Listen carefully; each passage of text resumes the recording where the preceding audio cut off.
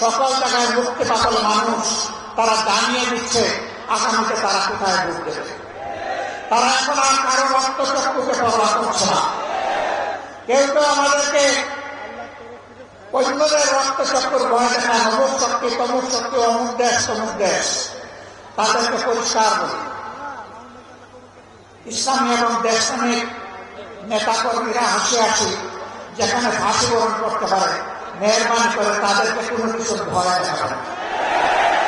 আমরা ভয় করি শুধু আল্লাহ তাআলাকে, বাকি যাদের কথা বলেন তাদেরকে আমরা শুধু পাত্তাই দিই।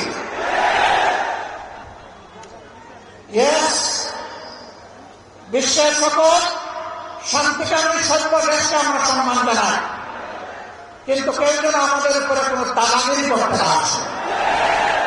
আমরা আর কারো দাদাগিরি দেখতেও চাই না, বরদাস্ত করতেও রাজি না। বাংলাদেশ চলবে আল্লাহ তাআলার নির্দেশ মোতাবেক এই দেশের জনগণের পছন্দে।